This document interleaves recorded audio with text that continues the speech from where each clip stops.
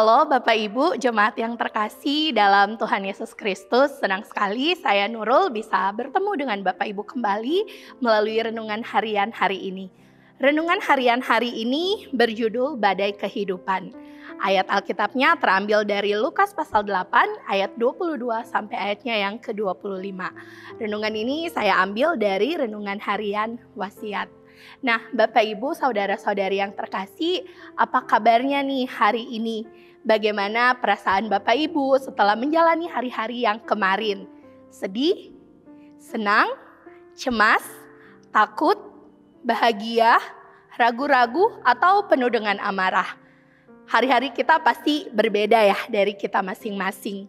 Nah, tapi hari ini kita mau belajar dari bacaan hari ini tentang apa sih yang akan kita lakukan atau bagaimana kita menyingkapi ketika kita mengalami beban berat.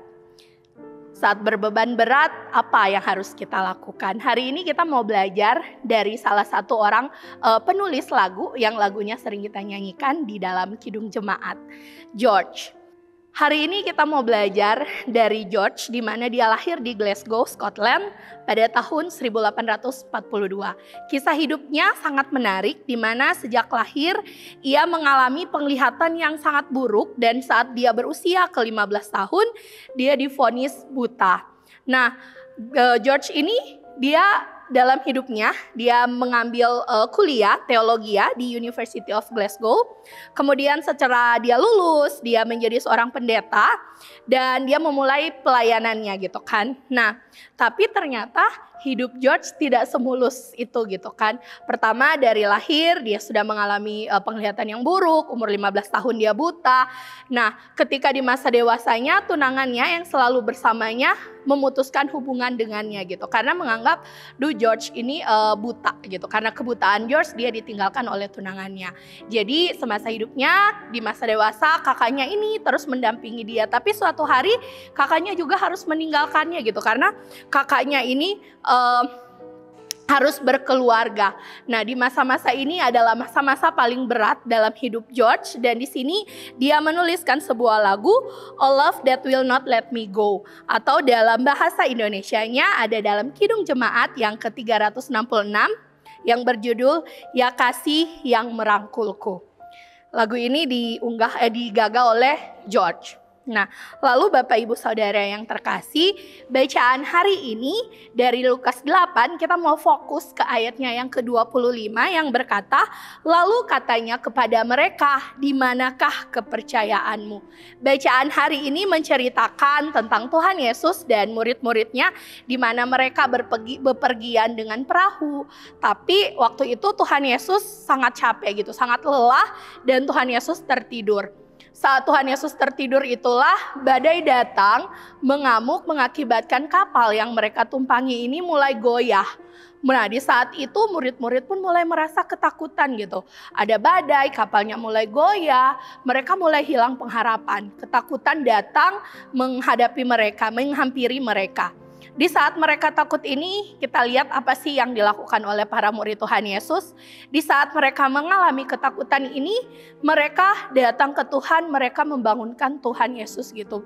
Guru-guru bangun gitu. Mereka membangunkan Tuhan Yesus dan saat Tuhan Yesus bangun, Tuhan Yesus cuma berdiri dan berkata kepada angin dan badai yang ada di laut, Tuhan cuma bilang tenanglah dan seketika semuanya menjadi tenang, menjadi hening. Lalu Tuhan Yesus menghadapkan dirinya kepada murid-muridnya dan bertanya gitu kan, di manakah kepercayaanmu? Nah, saudara-saudari sekalian, mungkin ayat ini juga bisa jadi perenungan bagi kita untuk saat ini gitu. Di tengah-tengah situasi yang penuh dengan ketidakpastian ini, di mana kepercayaan kita? Adakah kita masih berpegang teguh pada kepercayaan kita kepada Tuhan atau kita mulai tergoyahkan? Hari ini firman Tuhan mau mengajarkan kita 3 hal. Yang pertama dari para murid. Para murid saat itu, saat mereka dalam badai, mereka diterpa angin, mereka belajar untuk lebih mengenal siapa sih Tuhan Yesus yang selalu hadir bersama dengan mereka. Siapa sih Yesus yang selalu bersama-sama dengan mereka ini. Begitupun dengan kita, saat kita menghadapi badai permasalahan, di saat itu pun kita bisa lebih belajar lagi, lebih mendekatkan diri kepada Tuhan dan lebih mengenal siapa Tuhan Yesus itu. Yang kedua, kita belajar dan para murid belajar juga bahwa Dia adalah Tuhan yang mengendalikan apapun termasuk segala kekuatan alam. Di dalam cerita yang tadi, dalam bacaan yang tadi kita lihat Tuhan Yesus meredakan angin ribut sehingga badai pun hilang. Di sini kita bisa belajar bahwa benar semua ini adalah ciptaan Tuhan gitu, dan Tuhan berkuasa atas alam semesta. Dan yang ketiga adalah kita belajar bahwa semuanya aman, terlindungi saat Tuhan hadir bersama dengan mereka. Begitupun dengan kita gitu. Kita meyakini dan percaya apapun yang terjadi dalam hidup kita, apapun keadaan kita, saat kita bersama Tuhan, saat Tuhan bersama-sama dengan kita akan merasa tenang dan nyaman. Dalam hidup kita ada kalanya badai ketakutan, kesedihan, amarah itu datang menghampiri kita. Namun percayalah, Yesus yang selalu hadir bersama akan memampukan kita dan menguatkan kita untuk melewati hari-hari hidup kita yang mungkin terasa berat. Mau menangis bisa, mau mengeluh ke Tuhan bisa. Tuhan senang saat kita mau datang kepadanya dan menceritakan segala hal yang kita alami dan rasakan. Air mata kesedihan akan dihapus dan hati yang terluka akan disembuhkan olehnya.